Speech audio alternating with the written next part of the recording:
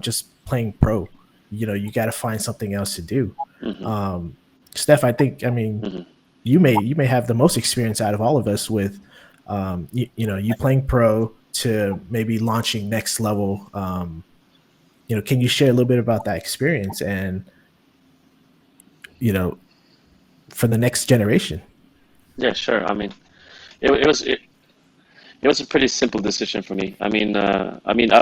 Back then I've been playing here for 4 years already, and I was active. I was playing. Everything was all fine, but it comes to a point when you think you have to think further than your nose. You have to think further than what you see. You have to think a future. If I really wanted to stay here and start a family here and really stay here for a while, I had to do something that had to be a business outside of basketball and outside of myself playing basketball. And my thing was that if I could do that and still stay within basketball, that would be a dream job.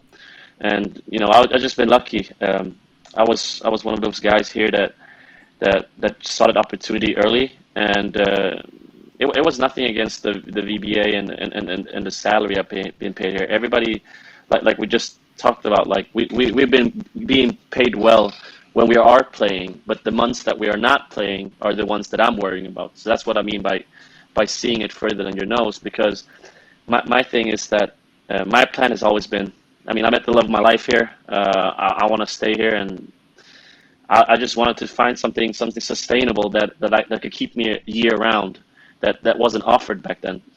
And I didn't want to rely on my sponsorships. I wanted to rely on something that could come in on a consistent basis, like every month.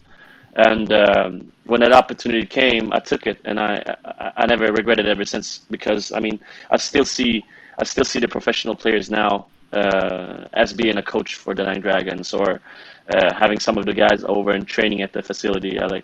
It's just what I realized is that comfortability I had during the years that I was playing was such a short. It was like a short-term comfortability.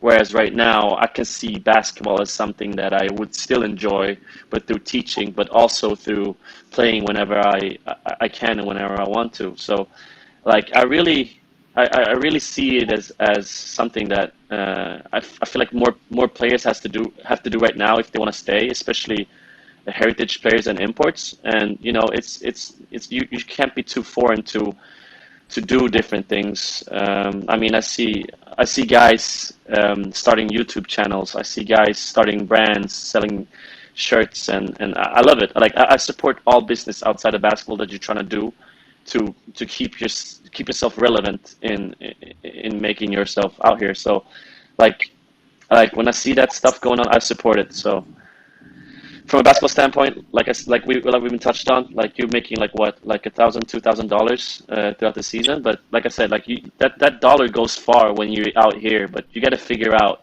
what do you want to do when the season is not around? What can you do?